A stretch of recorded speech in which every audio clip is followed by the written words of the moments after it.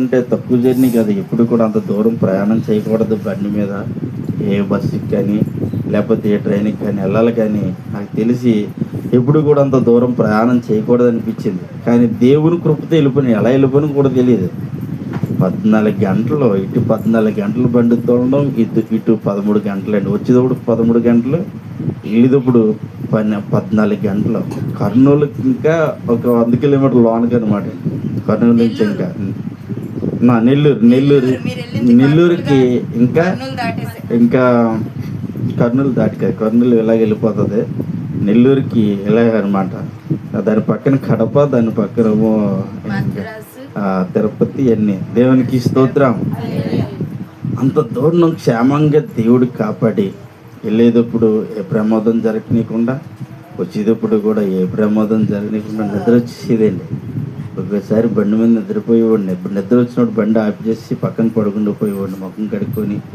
దేవుడు ఎట్టకేలకు వెళ్ళగానే వారు చక్కని భోజనం పెట్టారు. వారు దేవుని సేవకులు భోజనం పెట్టిన తర్వాత మరలా ఆ వర్క్ అమ్మని అంత నీరసంలో కూడా వర్క్ చేసేస్తే ఎలా చేసానో కూడా తెలియదు. ఆ చర్చిలోని నేను దేవుని పని చేయడానికి వచ్చాను, దేవుడు నడిపించుకుంటాడు, దేవుడు చేస్తాడని నేను కసోపు పడుకుని పోదాం అనుకున్నాను. పడుకుంటే లేగలేను. కానీ వెళ్ళి అమ్మని భోజనం చేసి మరలా వర్క్ చేసేస్తే అసలు దేవుడు నేను ఎలా చేసినా కూడా తెలియదండి. దేవుడు చేసాడు గంటలో 2-3 గంటలు. దేవునికి స్తోత్రం. హల్లెలూయా.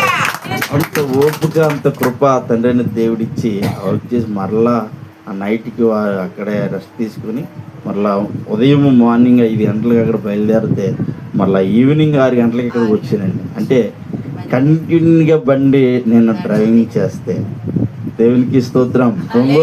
ఒంగోలు దాటాక, ఒంగోలులో నేను టిఫిన్ చేసానండి. ఒంగోలు దాటిన తర్వాత నిద్ర వచ్చేసింది.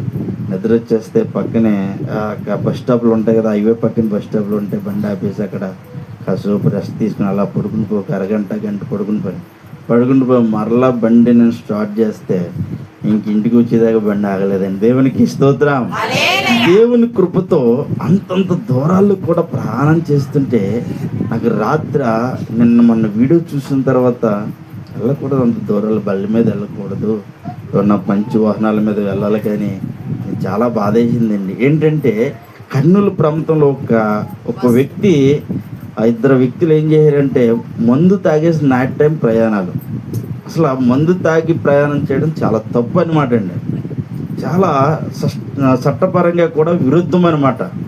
మందు తాగేసి వారి డ్రైవ్ చేస్తున్న సమయంలో వారి ఒక డివైడర్ని గుద్దుకొని పడిపోతే, ఆ బండి పడిపోయి ఆ వ్యక్తి కూడా పడిపోతే, ఈ నైట్ టైము 2-3 ఆ టైంలో బస్సులు ఎంత స్పీడ్ వెళ్తాయంటే హైవే మీద చాలా స్పీడ్ వెళ్తాయి. మినిమం 100-150 స్పీడ్లో వెళ్తాయండి బస్సులు. ప్రతి బస్సులు కూడా పెద్ద బస్సులు, 2 అంతస్తుల బస్సులు అయ్యి.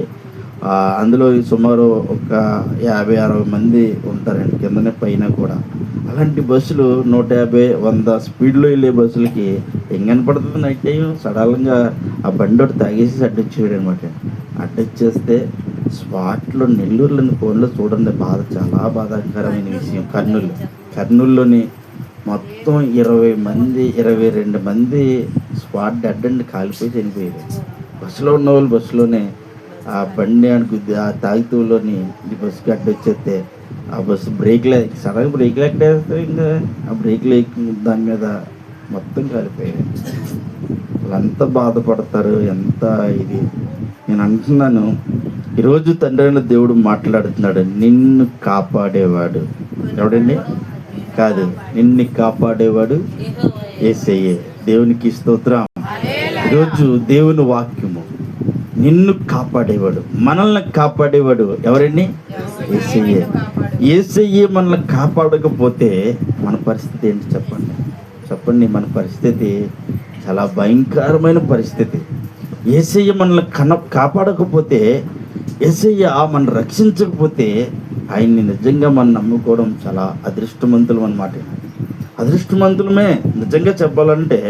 యేసయ్యని నమ్ముకోవడం వల్ల చాలా ఆశీర్వాదము, చాలా ఆయన కృప ఎలాంటిదంటే చాలా గొప్ప కృప అనమాట. నువ్వు ప్రార్థన చేసుకొని బయలుదేరాలి ఎక్కడికి వెళ్ళినా సరే. మా అమ్మగారు చెప్పిన మాట అదే.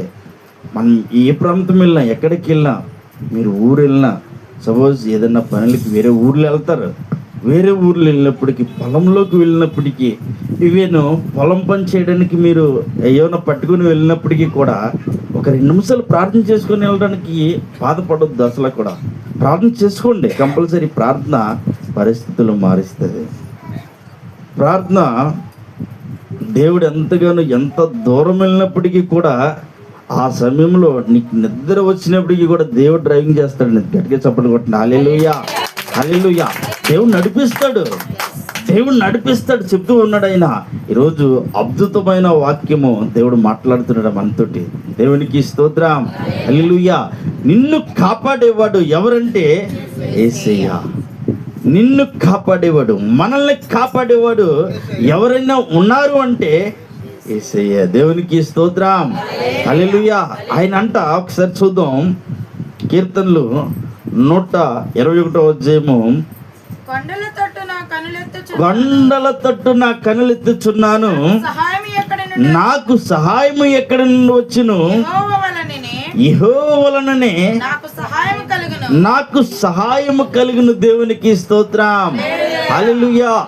నువ్వు తండ్రిని దేవునికి ప్రార్థన చేస్తే, తండ్రిని దేవుడిని నువ్వు అడిగితే నీకు సహాయం ఎక్కడి నుంచి వస్తుంది? యేసయ్య దగ్గర నుంచే. దేవునికి స్తోత్రం, హల్లెలూయా. యెహోవా నుంచే నీకు సహాయం వస్తుంది, దేవుని దగ్గర నుంచే నీకు సహాయం వస్తుంది, కానీ ఇంకెక్కడి నుంచి కూడా నీకు సహాయం రాదు. దేవునికి స్తోత్రం, హల్లెలూయా. దేవుని దగ్గర నుంచే నీకు సహాయం వస్తుంది, తండ్రిని దేవుని దగ్గర నుంచే నీకు సహాయం వస్తుంది, కానీ ఇంకా ఎక్కడి నుంచి కూడా నీకు సహాయం రాదు. దేవునికి స్తోత్రం, హల్లెలూయా. ఇంకా నువ్వు కూడా ఒకసారి కింద చదివినట్లయితే, ఆయన ఏంటండి?